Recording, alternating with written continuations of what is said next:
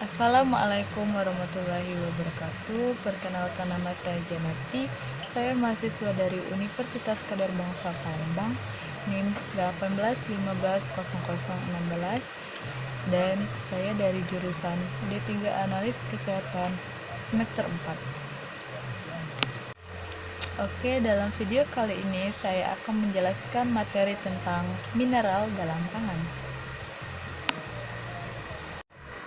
Tujuan saya dari menjelaskan materi ini adalah agar kita mengetahui manfaat apa saja yang terdapat dalam mineral.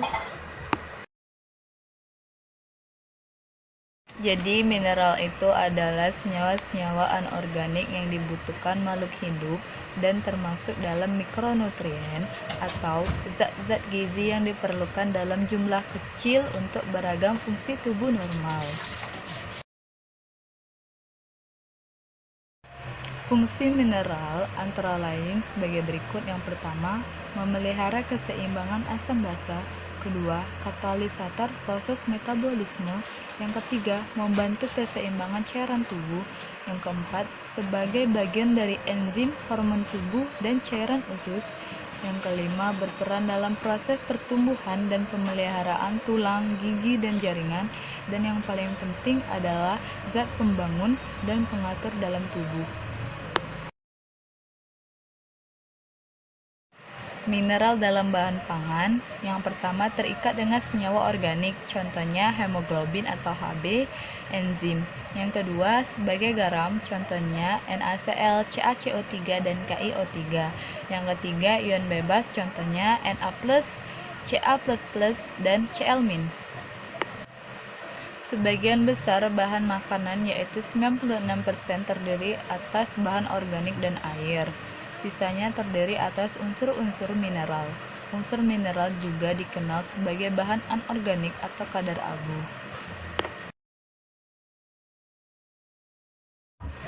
Klasifikasi mineral. Secara garis besar, mineral dibagi menjadi dua, yaitu yang pertama mineral makro dan yang kedua mineral mikro. Yang pertama yaitu mineral makro, dibutuhkan tubuh dalam jumlah yang banyak, yaitu lebih dari 100 mg per hari, seperti natrium, kalium, kalsium, fosfor, magnesium, dan belerang atau sulfur. Dan yang kedua, mineral mikro, dibutuhkan tubuh dengan jumlah yang sedikit, yaitu kurang dari 100 mg per hari, seperti besi, iodium, mangan, tembaga, seng, kolbat, dan fluor. Mineral makro, yang pertama natrium atau Na, fungsinya sebagai memelihara pH dan volume cairan tubuh. Sumbernya yaitu daging, sayuran, garam, dan bumbu. Yang kedua kalium atau K, fungsinya sebagai memelihara pH cairan tubuh intraseluler. Sumbernya daging, buah-buahan, susu, serealia, ikan, dan telur.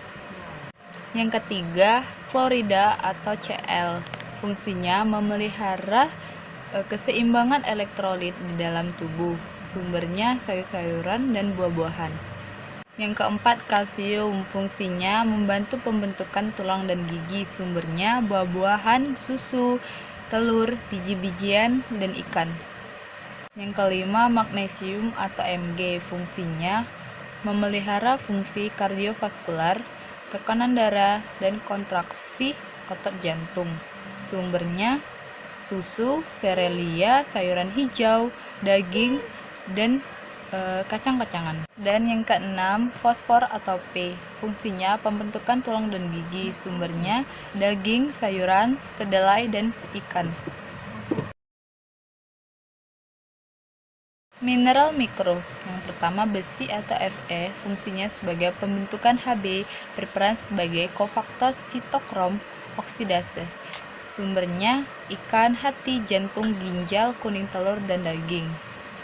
Yang kedua iodium atau I, fungsinya pembentukan tiroksin. Sumbernya garam iodium. Yang ketiga mangan atau Mn, fungsinya sebagai kofaktor enzim mevalonat kinase dan piruvat kinase. Sumbernya hati, ginjal, dan kacang. Keempat, tembaga atau Cu. Fungsinya sebagai kofaktor enzim tirokinase dan sitokrom oksidase.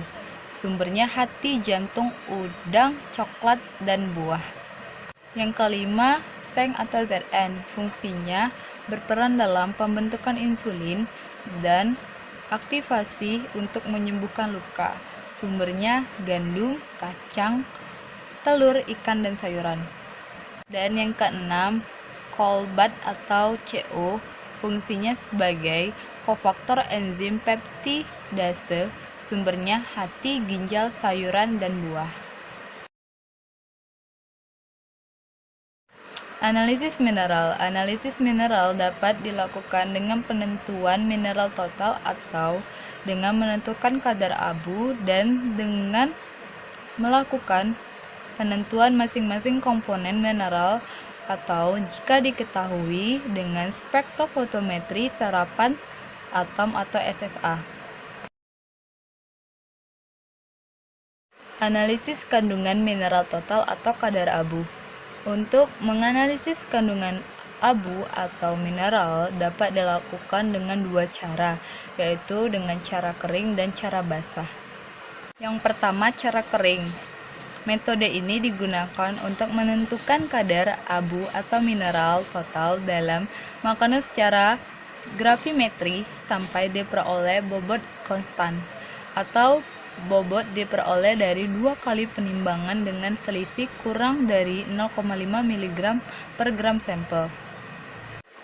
Rumus kadar abu atau mineral yaitu W1 dikurang W2 dibagi W dikali 100%, di mana W1 adalah bobot sampel sebelum diabukan, satuannya gram.